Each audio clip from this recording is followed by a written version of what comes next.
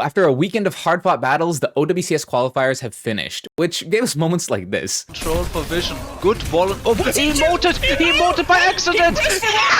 Hey folks, my name is Apostle, and this is Watching Overwatch, also known as WoW. It's the series that covers everything you need to know about Overwatch Esports, and we had some pretty important stuff happening this past weekend. As always, here's my recommendations for the must-watch games that are worth a look back on. First off, Team Vision versus Quick Esports in the EMEA qualifiers.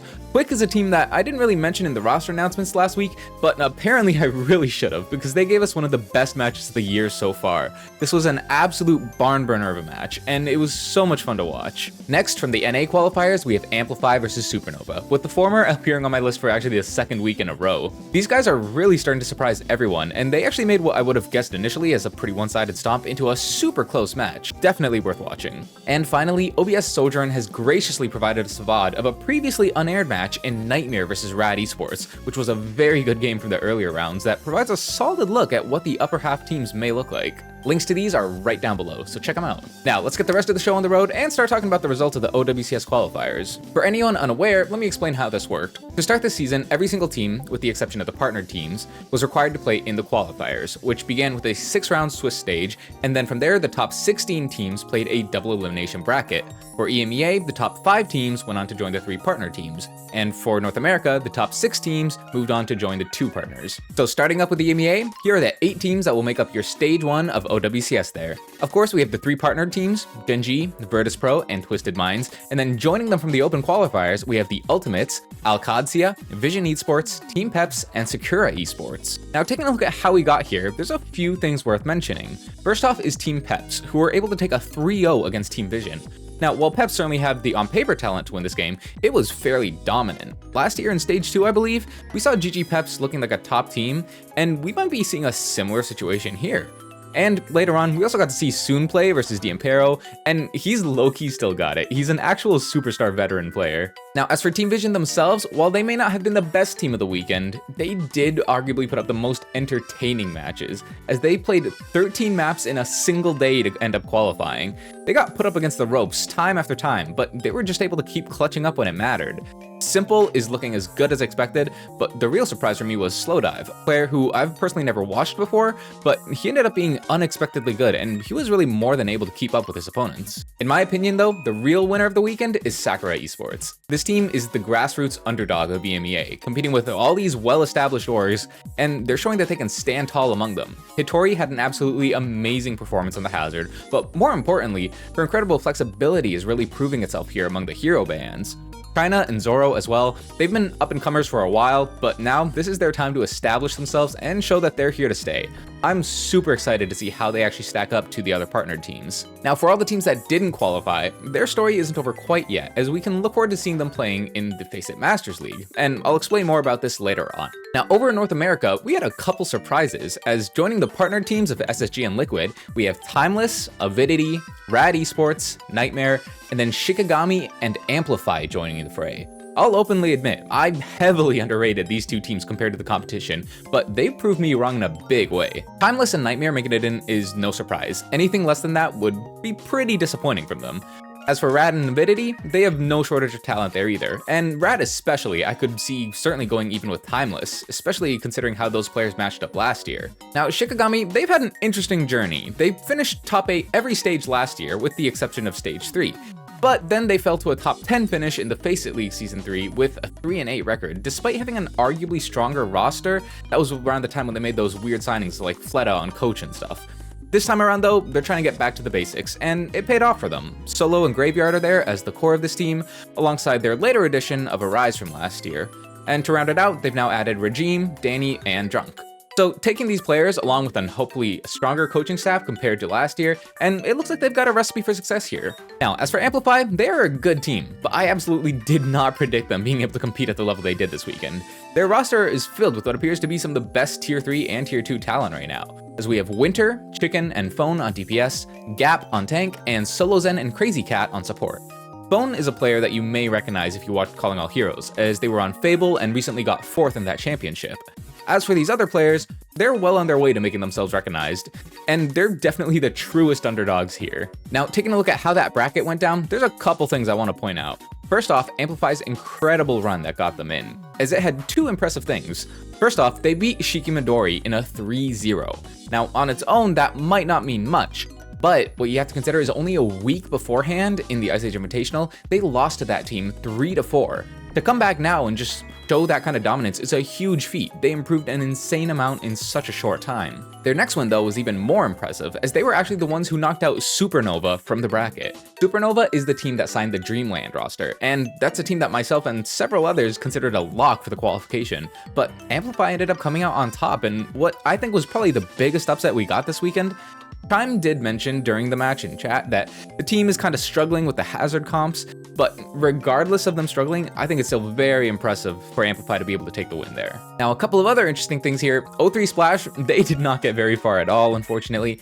Despite having the talent on paper, I think, to compete with Shikigami, Shiki won that one pretty handily. The other team worth mentioning is Arizona State, for being the only collegiate team to appear here, and they actually did very well. They made it to the lower round 3 before they ended up being the ones who got knocked out for Shikigami to secure their spot. Now, like I mentioned earlier, you might be wondering, there's a lot of really good teams here that didn't quite make the cut. Where are they going to be? Well, there's a good chance they'll be playing in the Face It Master League Season 4. This will have qualifiers from January 25th to 26th, with the top 12 teams moving on to the regular season. Once the regular season has wrapped, the top 2 teams from there will face off against the bottom 2 teams from OWCS in the relegation matches. And I guess that kind of leads me to my next point, which is to explain what to actually expect now from OWCS NA and EMEA. So it'll start with a regular season in a round-robin format, so every team will get the chance to face off against each other. At the end of that, the bottom 2 teams there will play in relegation, like I mentioned, and the top 6 will actually move on to play in the regional playoffs, as well as automatically qualify for Stage 2. The top 2 teams of the regional playoffs will then qualify for the Champions Clash, which in this case is the live event in Hangzhou happening in April. Now, I've kind of talked about this before, but hopefully this will create a big sense of stability in Tier 1, with consistent teams and players to follow, while also giving the Tier 2 teams a pretty straightforward path for making it up there to be considered Tier 1. So for these underdogs, their work is cut out for them, I'm not gonna lie, but if they can stay there and prove that they can hang with the best, they'll become legends in their own regard. Now, moving on, before we get to roster and player news, I do want to quickly shine a light on the Pro Chaser Association, which also had its finals the past week.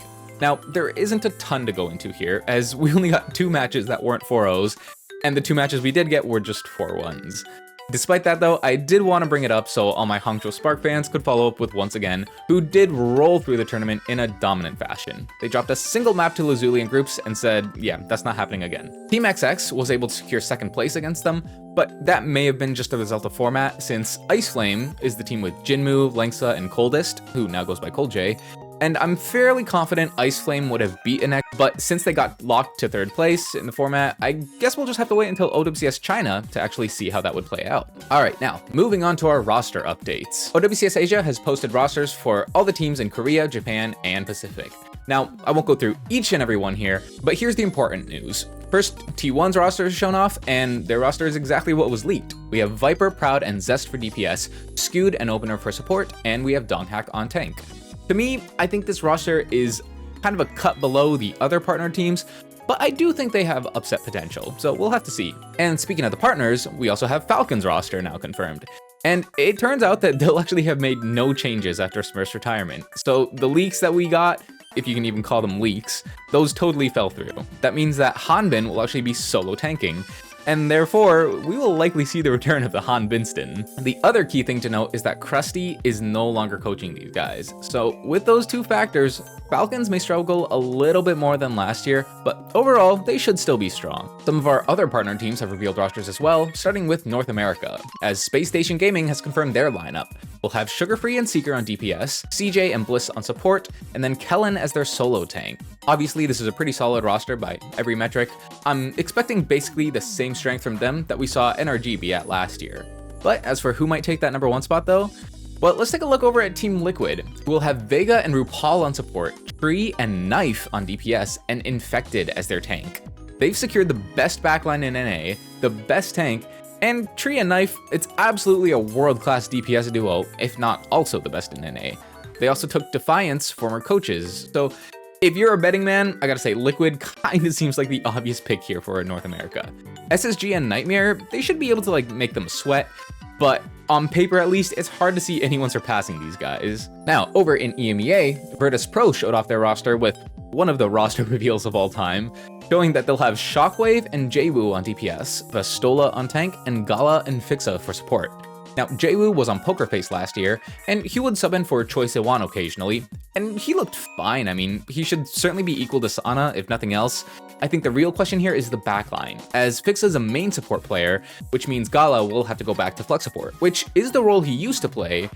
But the question is, why didn't they sign a flex support instead? Since we know Gala is an incredible main support, then they would be protected in any weird hero bans or potential double flex metas. Personally, I'm not sure this roster is a huge upgrade over last year, to be honest.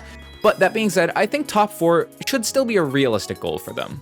Okay, so I gotta interrupt the video again because I got breaking news. Teams love making announcements while I'm working on the videos. But Gen G, they are also the last partner team to announce their roster. It lines up exactly with the leaks. We have Kanale and Crispy on support, Mag as their solo tank, and Top Dragon and Sana as their DPS players. What's interesting is that it says Sana is going to be their hit scan. I don't know how I feel about that personally. He's a very talented player, but he's never been known for playing hit scan particularly.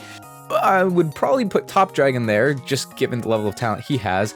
But, you know, maybe these guys will pop off. And either way, I think it's an exciting roster, especially you got Krusty as the coach there. So we'll see how they do. Anyway, back to the video. Now, on an individual level, there are several players who we won't be seeing in Stage 1 for various reasons. So I'll quickly cover some of the biggest names that people may have been wondering about. First off, Merit and Someone. Merit has publicly confirmed at this point that he will not be participating in OWCS Stage 1. And while Someone has been quiet, at this point, I think it's all but confirmed for him as well, unless he just happens to find a team in China. Now, over in EMEA, Rajaro remains teamless, which is shocking to me considering how great he ended up being last year. On the DPS side, the notable missing name is Sparker, but he, much like Merit, confirmed that he'd be taking a break for a bit due to not finding a good enough team this stage. I find that a little surprising given some of the rumors we've heard, but yeah, at the end of the day, he's a top talent, so if he does want to come back badly enough, he'll have no trouble doing so. Finally, and quite recently as this follows the qualifiers, Ghost91, arguably the best Baptiste in EU, announced that he would be retiring as well. He was never the greatest support player in the world,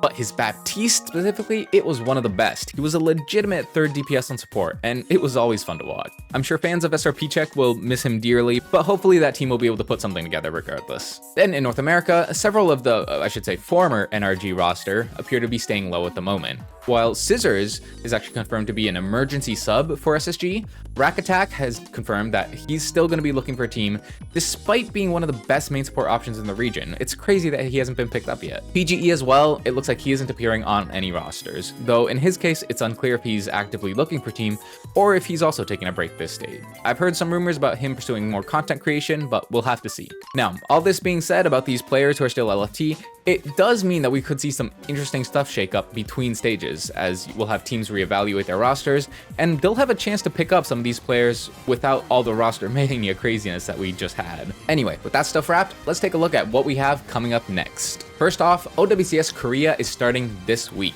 The matches begin on January 24th at 3 a.m. Eastern Standard Time. Thankfully, they've actually already released the full match calendar, so you can take a look, plan ahead, and try and tune in if you can. We also have the matches for OWCS Japan. These are beginning on January 27th, but they will be an hour later, starting at 4 a.m. Eastern Time. Last but not least, we have OWCS Pacific, which does not have its full match calendar quite yet, but it should be coming very soon, as their matches will begin on January 30th. If you're interested in watching these matches, OWCS Asia will have coverage through official English co-streams, which will be happening on Avril, Commander X, and Unter's channels, so be sure to follow them if you haven't already. As for OWCS EMEA and NA, those matches will be starting on January 31st, so those will also be pretty soon, and these will actually be streamed on the official Overwatch Esports channels, so just keep an eye on there and you'll see those when they start up. If you're craving even more though, then don't forget about the Faceit Leagues like I mentioned earlier, as they'll have their qualifying rounds starting on January 25th and 26th. While these won't have official coverage, you can be on the lookout for team streams and player POVs